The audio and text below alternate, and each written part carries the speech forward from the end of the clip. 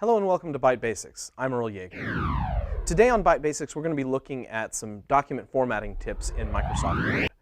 So when you're using a program like Microsoft Word, a lot of times we just use the default options that we're comfortable with, the things we use all the time. But sometimes there's a lot of extras hiding in there that can make our life easier. So I'm going to show you some of those things that you might not know that are hiding in Microsoft Word that make creating a document just a little bit easier, especially special kinds of documents.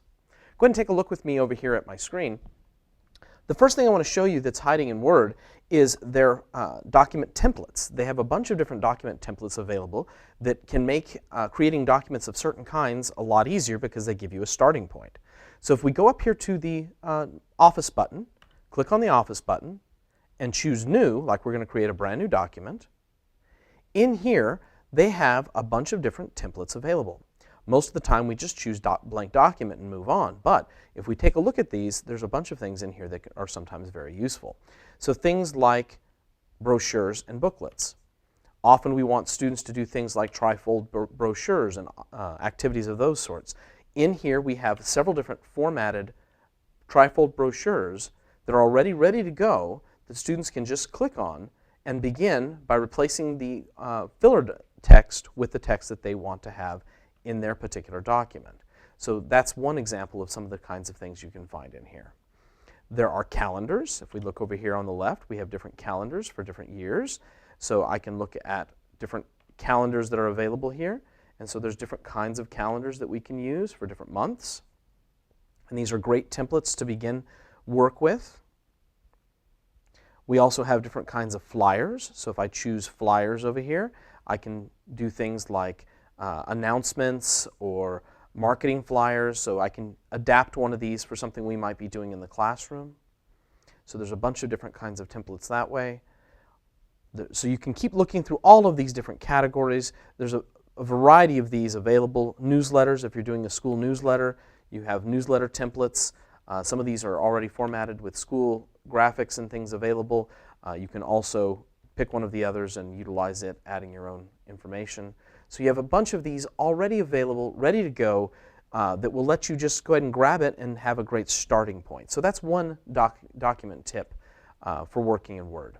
The next thing I want to show you is, maybe you want to do something similar to one of these on your own, but you don't like any of the templates. You want to start from your own background, your own information. So let me show you how to add some of those kinds of pieces to a document. So if, for instance, maybe we want a border around this because we're creating a flyer. So I'm going to go up to the Insert menu, and here on the Insert menu, it's the Page Layout menu, we'll have a Page Borders button. Page Borders allows us to put a border all the right way around the outside of the page. So this is going to apply this border to the whole document. I can choose a box and do just a simple line, or choose one of the other line styles here. When I hit OK, I now have that kind of a border around the outside of the document. Also under Page Borders, there's things with shadows, there's 3D formats, so I can go through and find a variety of different styles and formats that I might like and choose OK, and I have those available. So you can use that as the beginning point for creating a flyer or a certificate or any of those kinds of types of documents. Here there's also an artwork option, so I can use some of these predefined artwork options. These are kind of older styled looking documents, but if I wanted something maybe for the Halloween season or something of that nature, I can go in here and get my bats and say OK and have bats going around the outside. So there's a lot of those kinds of things available as well. So you have a variety of options for creating a border on your page. So if you're creating a flyer or a certificate, you can do those kinds of things. You can put a watermark in the background. This is often done with text, but you can often also put a watermark that has an image. So if I do a custom watermark, it will allow me to choose what I want to either type or a graphic that I want to put in here that I would be able to then put at the back. There will be a faded out picture or faded out text that would be at the back of my image. So if I wanted to put a picture watermark, I can select an image that I have on my computer, and it will scale it and wash it out so that it's something behind everything else. So let me grab one of these sample pictures here just as an example. I'll use the chrysanthemum just so that we can see something here. And I will say OK. And so I have a washed out chrysanthemum. It's actually kind of faint there, but you have a washed out chrysanthemum here in the background that I can use as my background for my document. So you have several different things like that that you can do. I'm going to go ahead and get rid of that. I'm going to go back into watermark and say remove watermark, and so now I won't have it there anymore. Okay? So you have several different options that way for formatting your text or formatting your document to create a specific kind of look for what you're creating. So if you needed a flyer, a certificate, any of those kinds of things, you can add those kinds of things to your page. Some other things that help you with document formatting. We can take a look over here, and we can look at this styles area here on the graphic. Styles often gets overlooked, but it has several different abilities to do things with us very quickly. So if I'm creating a document and I have a title for the document, maybe then I have separate headings that I have for different sections, and then I have my body text where I'm typing my actual document information.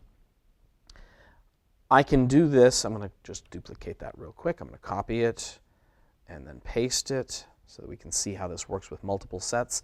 I can utilize these styles to create a look that's very consistent throughout my document. Every time I come up to a new title, it would use the same title format. You can do this very quickly by just going in here, selecting the text. In this case, I'll just select the word title, choose the title, and it'll apply the title style to it. Headings, I can apply the heading style. And by default, body text is given the normal style. So I have those in here. Now that I have styles applied, that gives me some abilities. When I go to the Change Styles button, I can do things like under Colors, choose a different color scheme, and it will affect all of my headings and my title and my body text all at the same time. I don't have to go to each and every one of them to change it. Under Style Set, they have different style sets available. I'm currently using the default Word 2007 one, but you can look at other styles that are available here as well.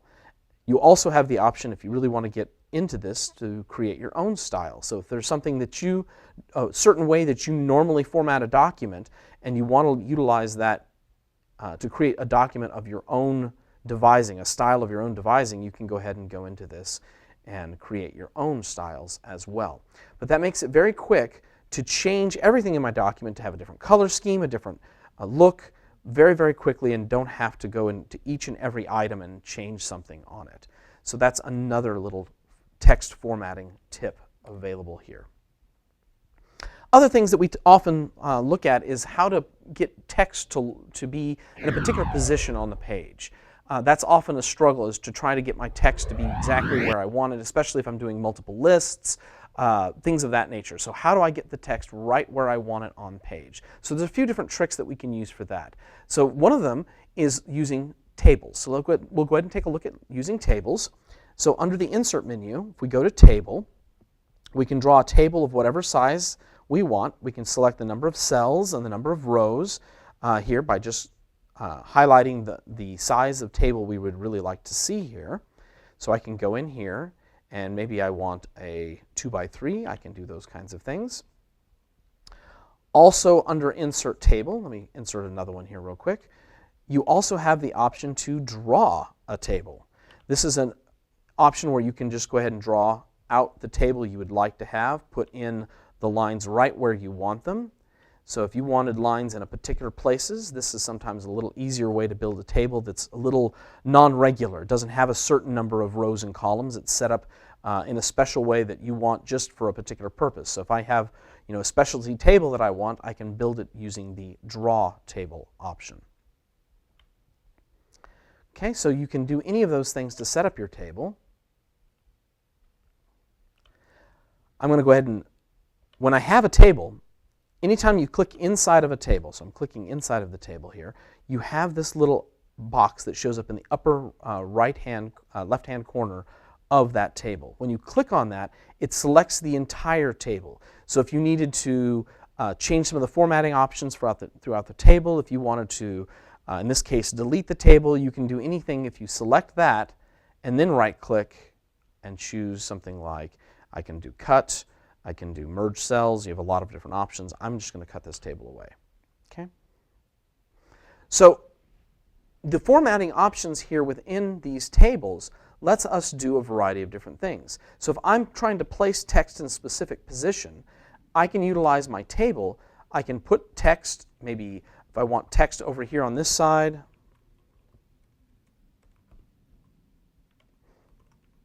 but then I want images on the other. A table lets me do that really easily by keeping each of those areas separate from one another. So I can go in here and add maybe a clip art image or something on this side, and it keeps everything very regularly formatted. So I can go in and look for whatever picture I want here with my clip art, and I will just go ahead and grab this one and put it into my table.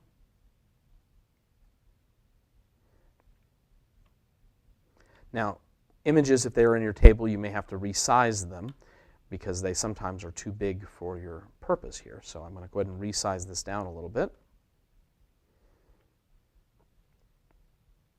But this allows me to keep my spacing fairly regular. Even though I have an image over here, I may have a different size image below, but all the words text will line up on this side over here because they're in a table. Now, depending upon the implementation I have, I may not really want the lines on my table. So if I select my table and then I right-click on it, I can go to a Borders and Shading option. You can also find that on the Home tab. You'll find options for borders and shading over here. There's a little window shade looking button that will handle borders and shading with your table as well. So I can drop down here and affect the borders and shading of my table. So if I didn't want the borders to show up, I can choose a no border option, and I get this blue dotted line. That blue dotted line is there for me to see while I'm editing the document, but it does not print out. So sometimes utilizing tables to just get things lined up a particular way so that everything is in line the way you want it, and then when you print it, the table is not visible, is often a really nice way of handling that, is you have that table to just be a guide for your text and your images. So that's one option. Another option we have when we're looking at formatting our text is something called columns. Let's go ahead and take a look at how to do columns. So I'm going to go ahead and get rid of this table.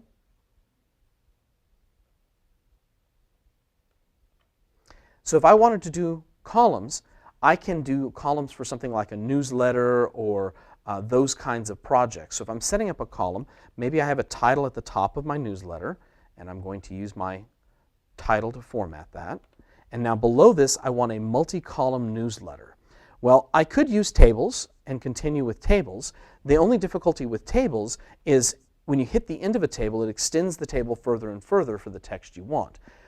The columns option, actually, when you hit the bottom of the column, will continue on to the next column, so that you have some nice options that way. So let me go ahead and show you how to do columns. I'll do Insert, and I'm going to go to the option, Page Layout. I'm going to go here to the Columns option, and I can choose to do 2 columns, 3 columns, a smaller column on the left, a larger column on the right. So I have several different options here. I can do more, and you can kind of custom define the columns and the widths you want by setting these up in here. Okay? I'm going to do a 3-column layout, and I'll say OK. So now I have a 3-column layout. You can see here at the top, I have a broken area here where there's nothing in between the white spaces. Those are my 3 columns. So as I add text,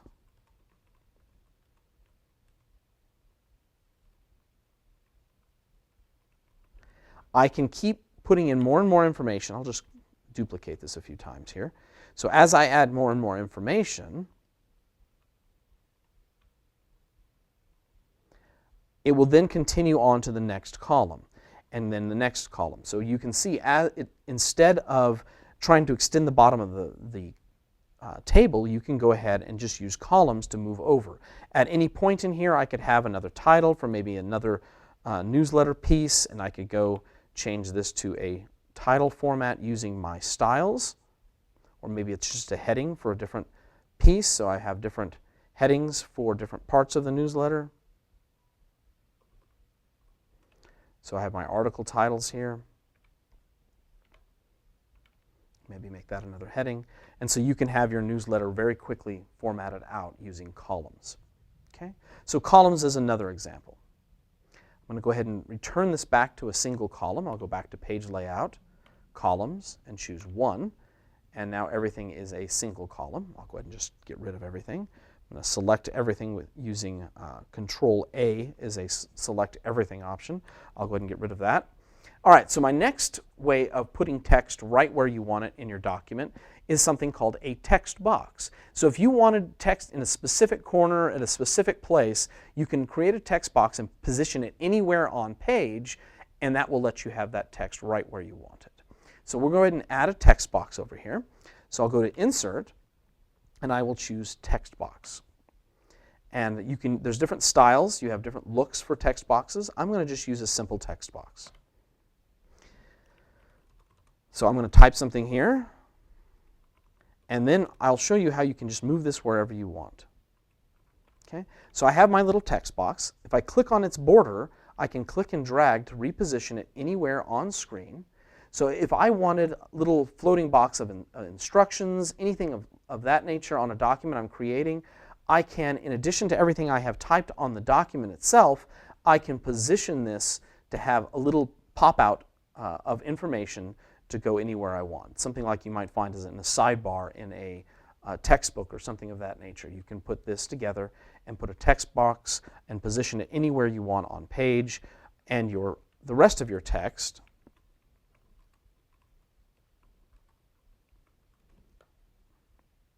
will wrap around the outside of it by default. So as I go along here, oops, I accidentally jumped into the box here.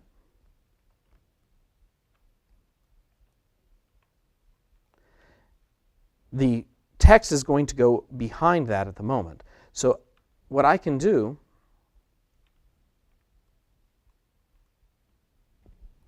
is I can format this text box by clicking on its border and do Format Text Box, and I can choose exactly how I want the layout to go. Do I want it to be in front of the text, behind the text? Do I want the text to wrap around it? So I have several different options on how I can do that. So I can have the text wrap around the text box, and then as we add more and more text to it,